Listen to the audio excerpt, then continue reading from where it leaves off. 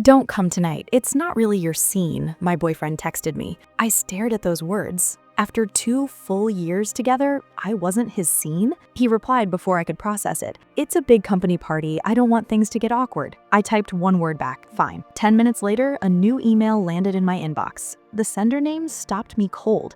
It was his CEO. My name is Brianna Cole. I'm 34 years old. For the last 10 years, I've been building something most people can't see just by looking at me. I'm not flashy. I didn't grow up with connections or money. I came from a small town in Ohio where nobody talked about corporate strategy. I worked 2 jobs through college and graduated with student loan debt and a stubbornness that refused to quit. Today, I freelance as a crisis communication consultant.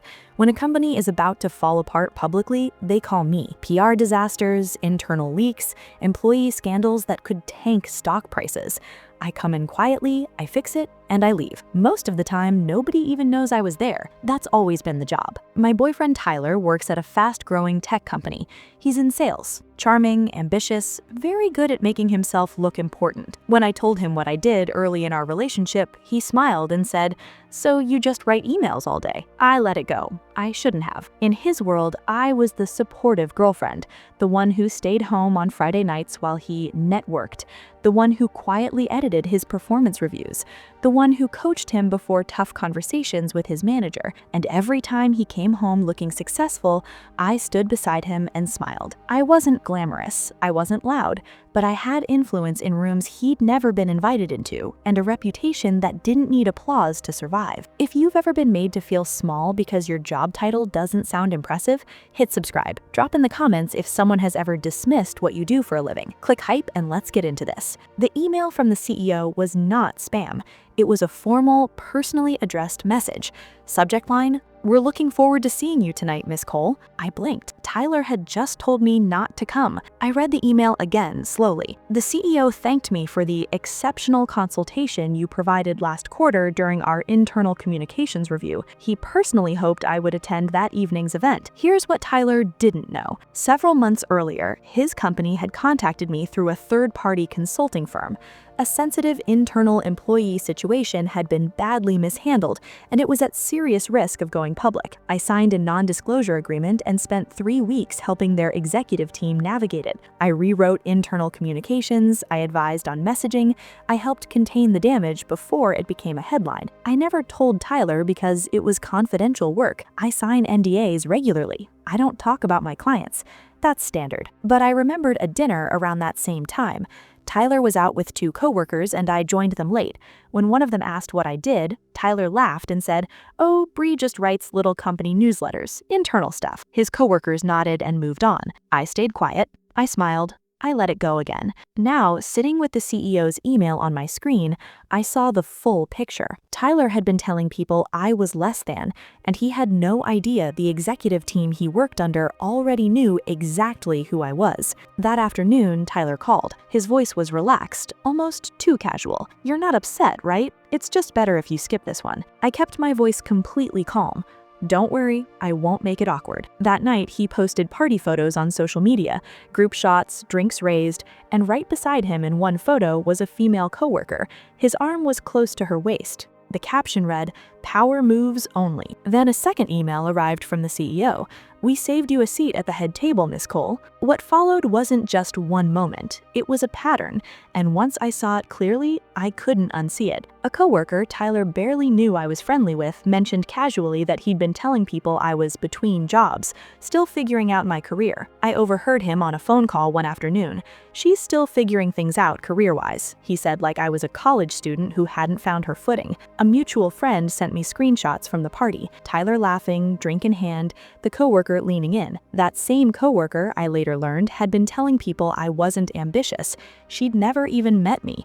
She was basing it entirely on what Tyler had told her. Then Tyler texted me late that night, "You'd have felt out of place anyway." I typed back, "Out of place where?" He replied, "In rooms that matter." I put my phone face down on the table. I didn't cry. I sat in the quiet of my apartment and let that sentence settle over me like cold water. Meanwhile, my inbox was filling with messages from Tyler's CEO about a potential long-term retainer contract. The leadership team was serious. They were ready to move forward. Tyler had no idea the rooms that matter were already calling me directly. I didn't explode. I started thinking strategically, the same way I always do when a situation needs precision. Let me tell you what Tyler never understood about my work. Crisis communication is not writing emails.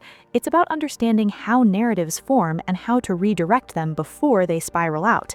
It's psychology, it's timing, it's knowing exactly what to say, to whom, and when. I had spent a decade building a reputation as the person companies called when they were about to lose their own story. Tyler's company had faced exactly that months before. A senior manager had mishandled a layoff communication. Employees were upset. Someone had already drafted a post for a major professional platform that would have gone viral for all the wrong reasons. I rewrote the internal memo that went out to all staff. The post never went live. The company moved forward without a single public mention of the incident. I knew how to time a reveal. This wasn't about revenge. Revenge is loud and messy. This was about letting the real picture become visible without me saying a single extra word. I called Dana. Dana has been my closest friend since we were 12. She works as an executive assistant at a major financial firm, and she does not tolerate nonsense. She had already seen Tyler's post. "You're not going to let him spin this, are you?" she said. "No," I said. "I'm not." "Good. Bree, you've advised CEOs at twice his level. He introduced you as someone who writes newsletters." She helped me draft my RSVP to the CEO. Simple and professional. I'd be honored to attend. Sent. Dana also confirmed something else through her own network. Tyler's coworker had been actively shaping how people in his office thought about me, telling people I wasn't serious, that Tyler was the driven one. The next morning, Tyler texted like nothing happened. "Hope you weren't too bored last night."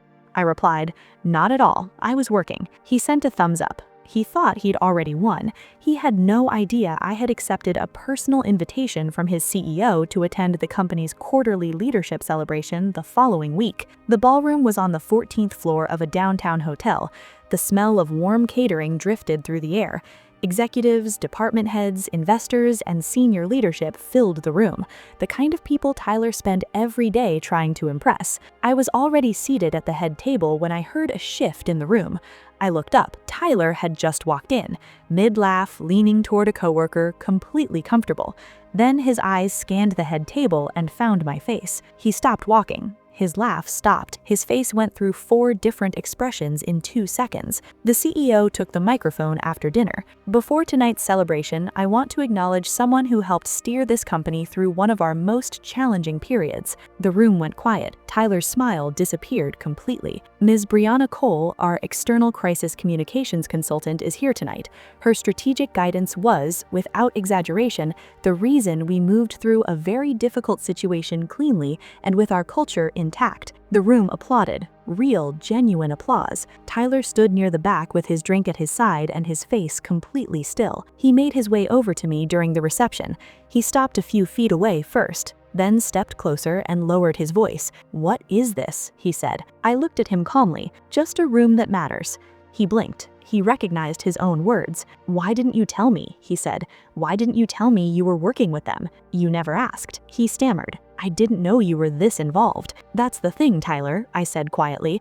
"You didn't want to know." I turned back to the leadership team I had been speaking with. The coworker who called me unambitious stood across the room. She didn't look in my direction once for the rest of the night. Tyler was no longer the impressive one with the supportive girlfriend at home. He was the person who had told his company's crisis consultant not to bother showing up. I thanked the CEO personally, confirmed a meeting to discuss the retainer agreement, and left with a handshake and a clear head. Tyler texted that night, "Can we talk?" I replied, "There's nothing left to explain." Not with anger, not with bitterness, just the steady certainty of someone who finally stopped making herself smaller to protect someone else's comfort. The relationship ended quietly. No dramatic argument, just the natural conclusion of something that had already been over longer than I had admitted to myself. My contract with the company did not end. It grew, and for the first time in a long time, I walked into rooms fully, not as someone's girlfriend, not as the woman in the background, as exactly who I had always been. Have you ever been underestimated because your job didn't look impressive from the outside? Drop your story in the comments. Subscribe if you're done shrinking yourself for someone else's ego. Click hype to help this reach the people who need it. If this hit close to home, like the video and share your thoughts. Your support keeps these stories going. Thank you for being here.